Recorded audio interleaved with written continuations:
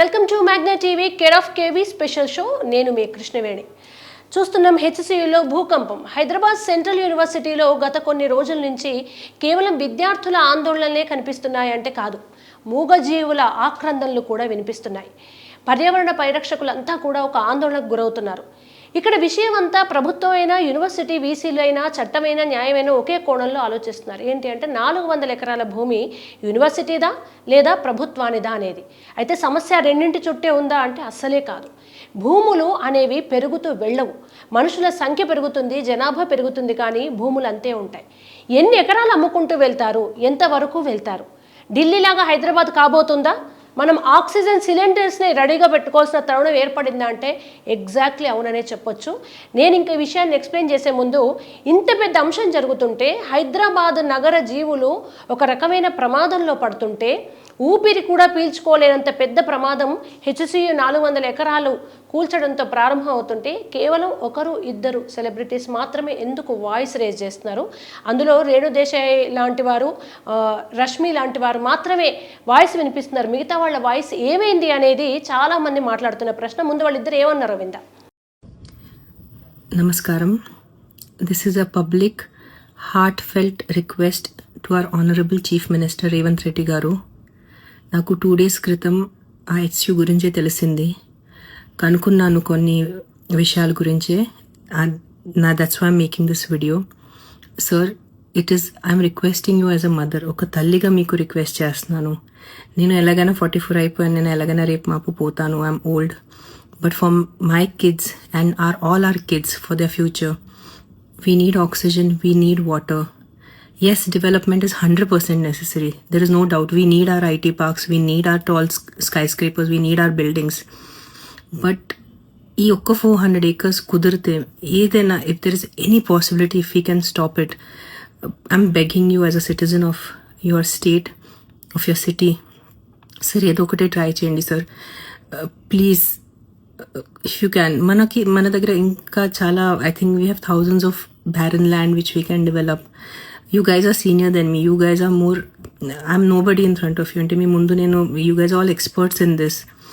But ఒక తల్లిగా ఈరోజు నేను రిక్వెస్ట్ చేస్తున్నాను. ఒక పర్సనల్గా నాకు దీంట్లో ఇది లేదు, because as I said I'm old now. Please ఒక్కసారి ఆలోచించుకోండి.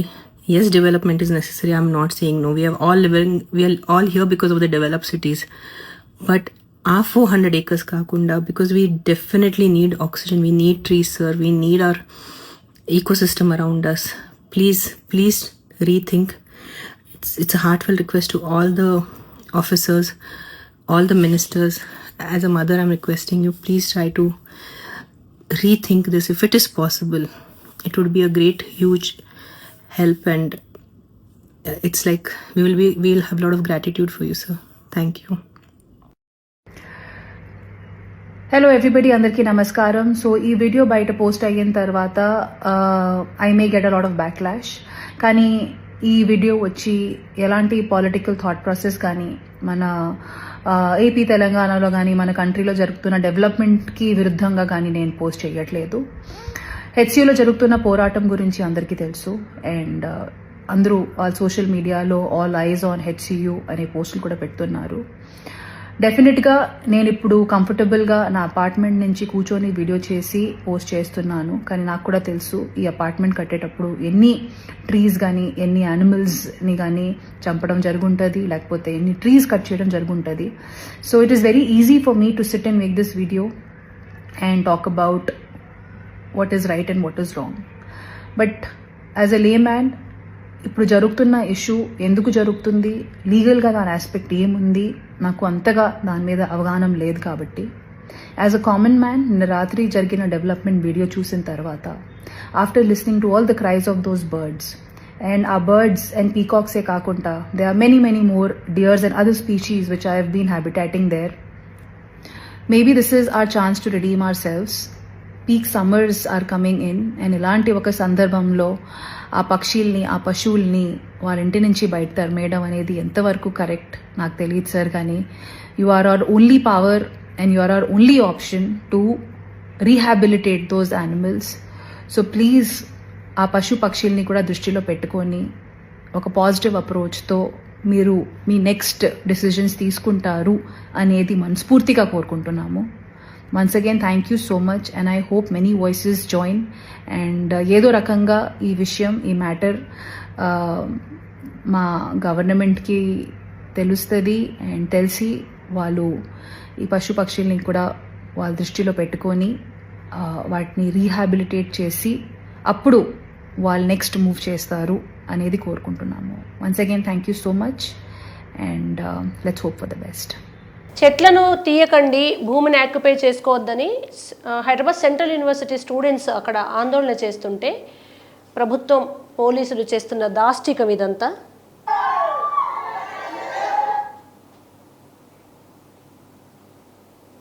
అండ్ ఇక్కడ ఒకటి మీరు చూడండి ఆడియన్స్, రేవంత్ రెడ్డి గారు చాలా నీట్గా జింకలు లేవు, నెమళ్ళు లేవు, గుంటనక్కలు చేరి రాజకీయం చేస్తుందంటే, సార్ మీ రాజకీయాలు మీరు ఏవైనా చేసుకోండి, మీరా ప్రతిపక్షమై మాకు మామూలు జనాలకు ఇవి అవసరం లేదు సార్, మీ పాలిటిక్స్తో సంబంధం లేదు. జింకలు నెమళ్ళు లేవన్నారు కదా, గుంటనక్కలే ఉన్నాయన్నారు కదా, అవి కూడా పెయిడ్ ఆర్టిస్టులా సార్? మీ దృష్టిలో నెమళ్ళు జింకలు వాటి ఏడుపు కూడా పెయిడ్ ఆర్టిస్టులేనా? డబ్బింగ్ చెప్పారా? పోనీ ఎక్కడి నుంచి తప్పించుకుందాం అనుకుంటున్నారు సార్ మీరు?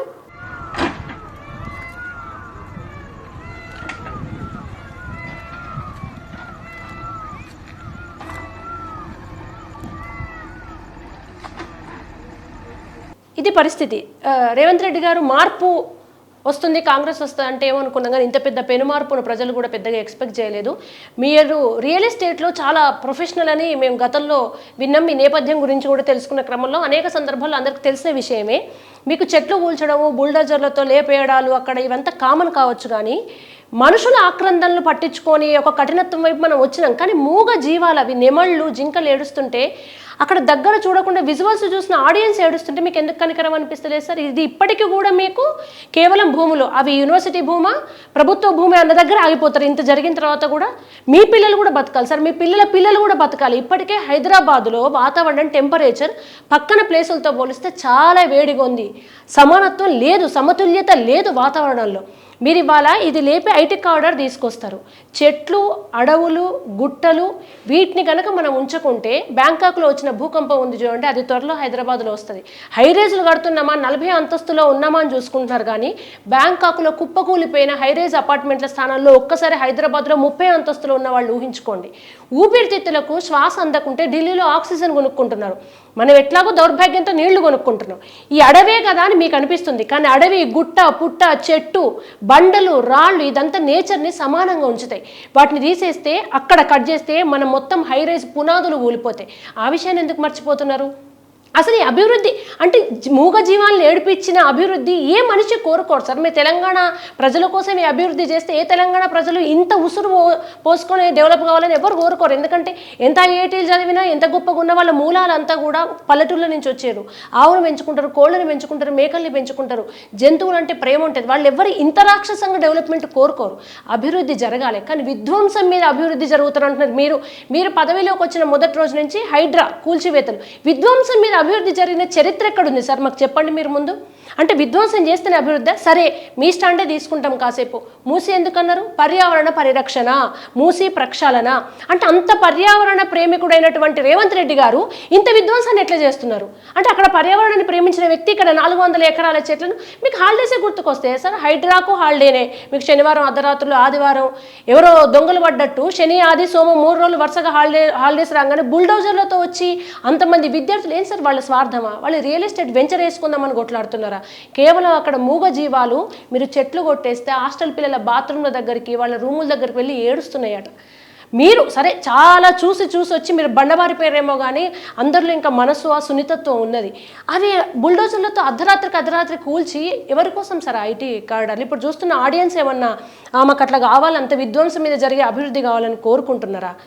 ఎక్కడి నుంచి వచ్చారు, ఏం మాట్లాడుతున్నారు, ఏం చేద్దాం అనుకుంటున్నారు? మీకు డబ్బులు లేవు, ప్రకటించిన పథకాలకు డబ్బులు లేవు, అయితే భూములు అమ్ముతారు. కాసేపు ఇది అమ్ముదాం, తర్వాత సార్ 400 ఎకరాలు అమ్మిన తర్వాత ఇంకేం చేస్తారు? ఇంకెక్కడ భూములు అమ్ముతారు సార్? అన్ని భూములు అమ్ముకుందాం, చెరువులు నాశనమైనాయి, అడవులు నాశనమైనాయి. మీరు మొన్న కొంతమంది కవులకు కోటి రూపాయలు ఇచ్చి సత్కారం చేస్తే సార్ ఏమైంది అన్న? మీ కవులు మీ నోర్లు ఏమైనాయి అన్న?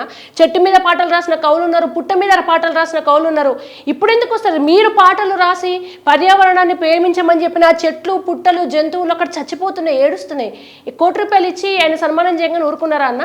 కవులు అంటేనే కదా ప్రజల తరపున మాట్లాడాలి, మూగజీవుల తరపున మాట్లాడాలి, ప్రకృతి తరపున మాట్లాడాలి. మీ నోర్లు ఏమైనాయి అన్న? ఎవరైతే రేవంత్ రెడ్డి గారు ఇచ్చిన డబ్బు తీసుకొని ఆయన పొగిడించుకొని ఇవాళ సల్లగా కూర్చున్నారో ఆ కవులు బయటికి రండి దయచేసి. ప్రజల పక్షాన ఉంటేనే కళాకారులు అంటారు. కళ కోసం కాదు, ప్రజల కోసం అంటారు. మీ పెన్నుల్ని ఎక్కువ పెట్టుండి, మీ పాటల్ని రాయండి. మీరు దేని మీద రాసారో ఆ పాటలు అవన్నీ విధ్వంసం జరుగుతున్నాయి. ముఖ్యమంత్రి హోదాలో ఉండి ముఖ్యమంత్రి గారు మీరు అభివృద్ధి చేయమంటే మేము ఎవ్వరం అడ్డుకుంటలేము, కానీ అభివృద్ధి విధ్వంసం మీద చేస్తామంటే మాత్రమే మేము అడ్డుకుంటాం. మీరు కాదు, మీ ప్లేస్లో ఎవరు వచ్చినా ఏ అధికారులు వచ్చినా దయచేసి భవిష్యత్ తరాలకు ఊపిరిని ఉండనీయమంటే మాత్రం ప్రజలు ఎవరు ఊరుకోరు. దయచేసి ఆడియన్స్ అంతా కూడా మీకు సంబంధించిన వ్యతిరేకత మీ సోషల్ మీడియా రూపంలో, పోలింగ్ రూపంలోనో, లేకుంటే మీ వాయిస్ రూపంలోనో, ఇళ్ల నుంచి బయటకు వచ్చో దయచేసి దీన్ని వ్యతిరేకిద్దాం. ఇక్కడికి మనం ఆపకుంటే ఈ బుల్డోజర్లు మన ఇంటి ముందర దాకా కూడా వస్తాయి. ఎక్కడ చెట్టు ఉంటే అక్కడ కూలుస్తారు. ఈ ఐటీ కారిడార్లు ఇంత విధ్వంసం మీద వద్దనే విషయాన్ని మీరు గట్టిగా రేజ్ చేయాలని మ్యాగ్నా నుంచి కోరుకుంటున్నాం. Thank you.